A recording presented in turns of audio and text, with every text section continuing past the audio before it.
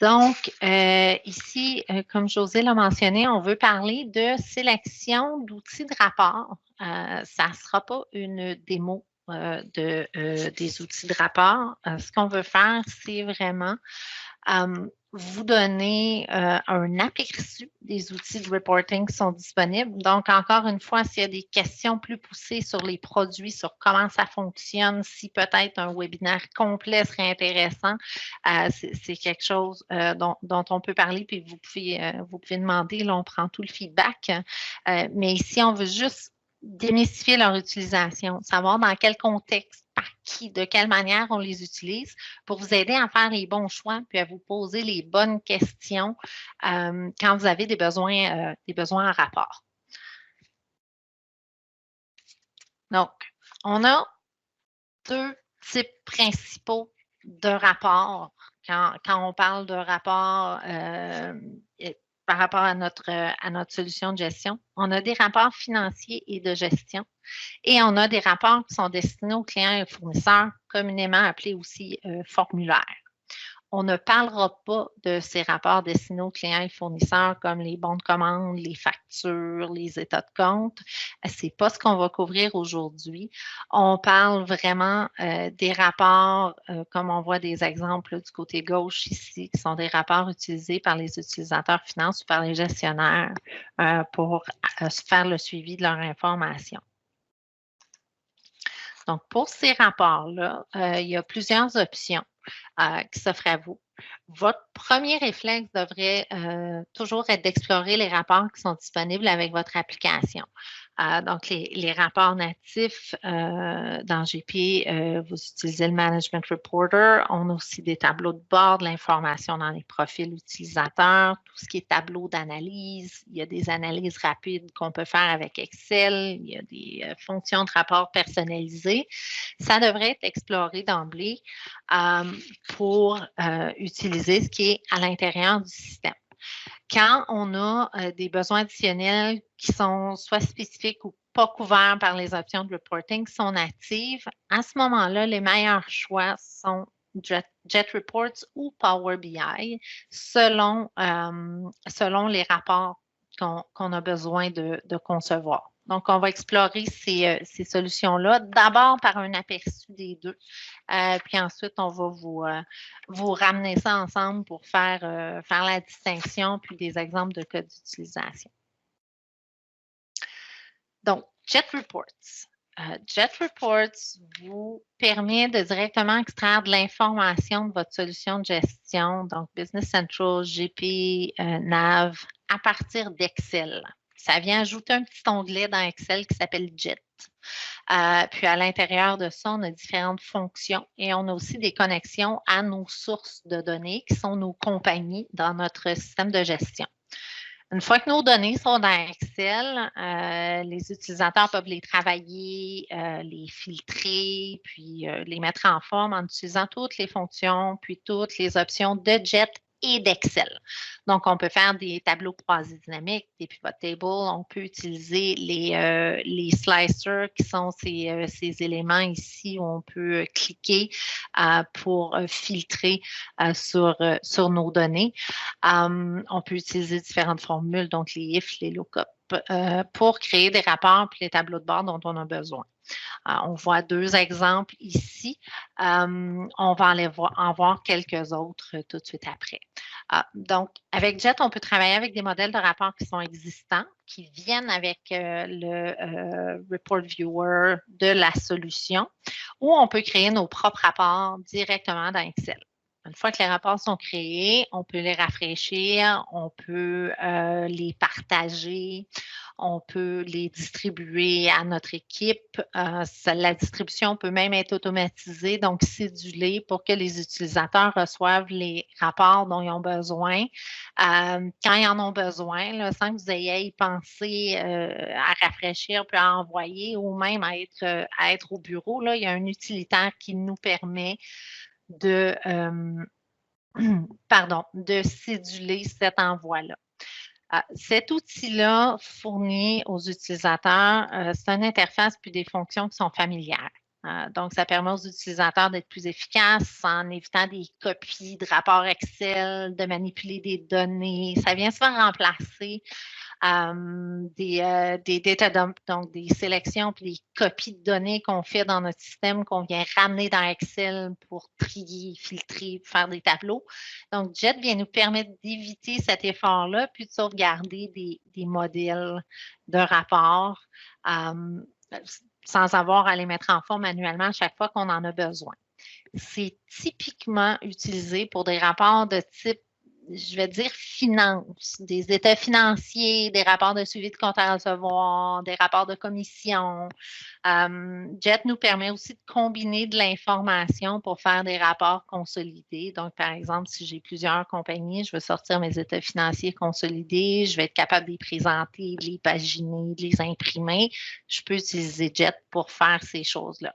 Je vais passer rapidement à JET pour vous montrer quelques exemples.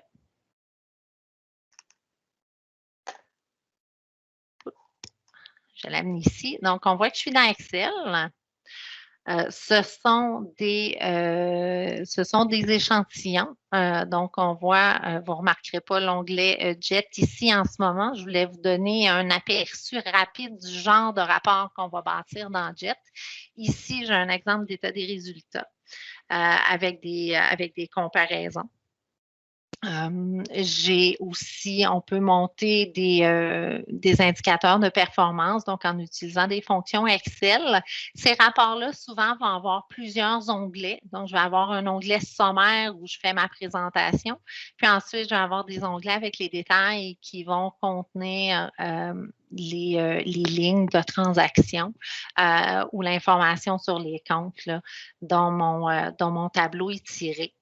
Je vous parlais d'un exemple de rapport de commission, puis des slicers. Si quelqu'un sait le nom en français, vous pouvez m'interrompre pour me le dire, ça m'échappe totalement. Donc, où je peux venir et mettre à jour mes données et mes vues en cliquant sur mes différents items. Donc, on voyait mes données par client au Canada. Maintenant, j'ai mis à jour pour voir l'Australie. Donc, ce sont des rapports typiquement sous forme de tableau avec une présentation dans Excel que je peux envoyer facilement à des collègues, qu'on va travailler puis mettre à jour.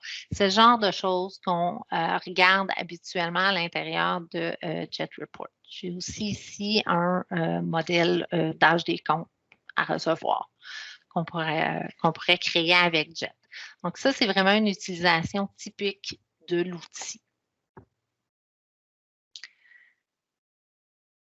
Je retourne. Ensuite, on a une autre option qui est Power BI. Power BI nous permet dans certains cas de faire des choses qui sont similaires peut-être à ce qu'on pourrait faire avec JET, mais c'est principalement un outil de visualisation de données. Quand vous pensez Power BI, vous devez penser à des graphiques, à des tableaux de bord. Power BI va connecter à vos sources de données, puis ça vous permet d'exécuter des rapports, encore une fois, qui sont préexistants ou de créer vos propres tableaux de bord pour les publier, les distribuer, les partager. Power BI a aussi une app qui peut notifier les utilisateurs quand leur tableau de bord est mis à jour dans le système. Donc, Power BI aussi, en plus de connecter aux sources de données Microsoft Dynamics, on peut connecter à d'autres sources de données, par exemple Excel, Google Analytics, les différents médias sociaux, des bases de données Access, SharePoint, des sources XML, JSON, etc. Donc, vous pouvez combiner dans un même rapport les données des différentes sources pour produire des visualisations, puis aussi des rapports qui vont communiquer l'information dont vous avez besoin. C'est typiquement utilisé pour des tableaux de bord de gestion, donc pour interroger les données aussi, puis pour faire des présentations qui sont imagées et visuelles. On voit que c'est très coloré puis qu'il y a beaucoup de graphiques. J'ai fait exprès de prendre un exemple qui est très, très chargé dans ma capture d'écran. Donc, ça vous permet là, de voir rapidement des analyses complexes là, de manière interactive puis très visuelle. Contrairement aux rapports JET qui vont être souvent faits par des utilisateurs qui sont experts dans Excel, puis qui sont utilisateurs aussi de votre solution comme Business Central ou GP, les analyses Power BI sont habituellement créées par des utilisateurs experts qui vont les publier puis les distribuer pour consommation aux utilisateurs qui regardent. Donc, habituellement, on a des lecteurs de Power BI qui viennent consulter l'information, comme un gestionnaire, par exemple, qui va arriver le matin puis qui va vouloir regarder son dashboard. Il y a des utilisations plus larges qu'on peut en faire. J'ai déjà vu des tableaux Power BI sur des planchers de production ou à l'intérieur des bureaux où on a des tableaux avec les graphiques puis les indicateurs de performance qui sont présentés visuellement en temps réel. Donc, ça sert à faire une diffusion rapide d'informations qui est facilement digestible là, par la personne qui la reçoit puis qui la consomme. Je vous donne un exemple des visualisations de données qui sont disponibles avec Power BI. On parlait de Jet Reports qui vous permet d'utiliser toutes les visualisations, les options et les fonctions d'Excel. Ici, on voit qu'on a des choses qui sont un peu différentes, puis qui seraient des ajouts ou qu'on ne pourrait pas produire dans une interface comme celui d'Excel, par exemple. Je vais très rapidement passer à Power BI pour vous montrer quelques exemples. Juste de ce que ça a l'air en réel. Je vais diminuer mon jet ici. Ici, on a un tableau de bord financier dans Power BI.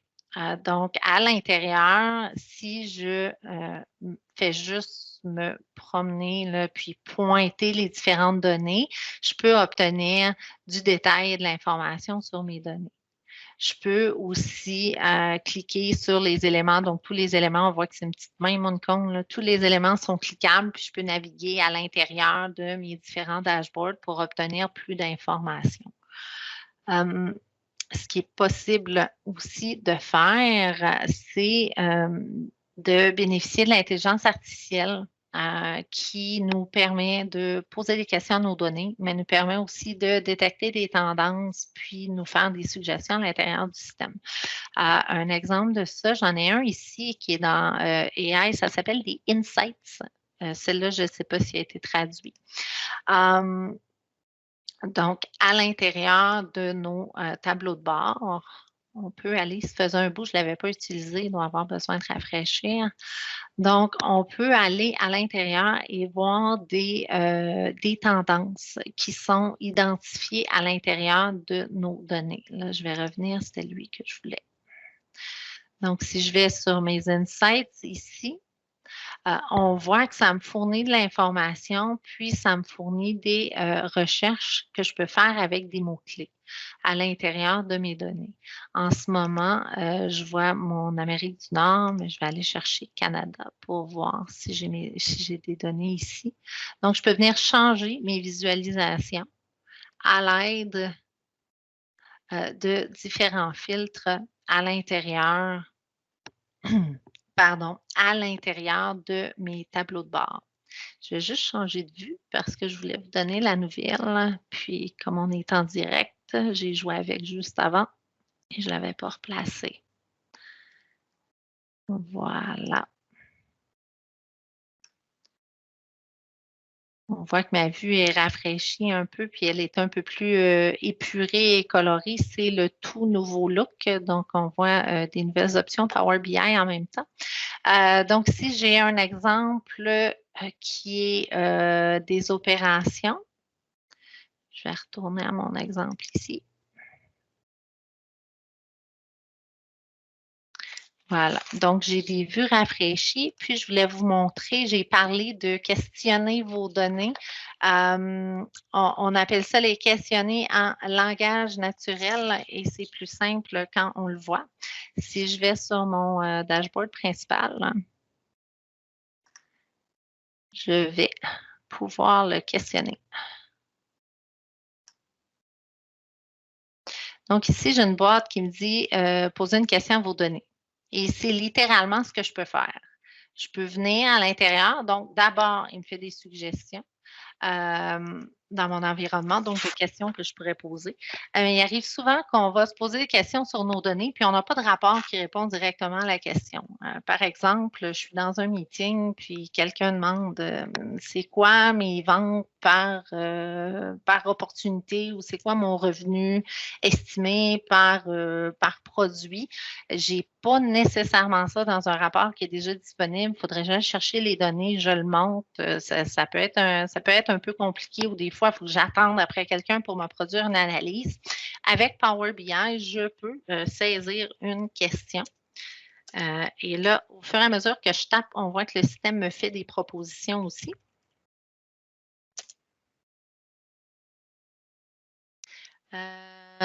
Et puis, ce que je veux, oups, il faut savoir taper, par exemple, parce que si on ne sait pas taper, ce n'est pas ce qu'on cherche. Donc, je peux lui demander de me sortir, ici, il me sort un tableau avec mes ventes par produit par rapport à mes opportunités. Et puis là, je peux le changer et voir mes ventes par produit. Donc, on voit que je vends beaucoup de meubles de salle à dîner et que j'avais remarqué aussi que je vends beaucoup, beaucoup de chandelles, surtout aux États-Unis. Donc, quand on regarde nos données, on peut vraiment poser des questions, puis on va avoir des représentations graphiques qui sont suggérées par le système. Ensuite, on peut continuer à lui proposer d'autres mots-clés. Donc, je pourrais dire par région, par pays, puis il pourrait me le mettre sur une carte. Là, je vais l'essayer en direct avec vous. Voir comment il me sort ça. Celle-là, il est en train d'y penser parce qu'il y en a beaucoup. J'aurais dû aller chercher une catégorie de produits. Ça ici, c'est un peu trop détaillé. Je vais vous remonter au dashboard de vente pour le rafraîchir. OK. Donc, c'est le genre d'utilisation qu'on fait de Power BI. Suivre des tendances, suivre des cibles, combiner des sources de données. On peut voir ici, j'ai un exemple, j'ai des quotas de vente à rencontrer, là, puis le Mexique, il ne performe pas super bien en ce moment.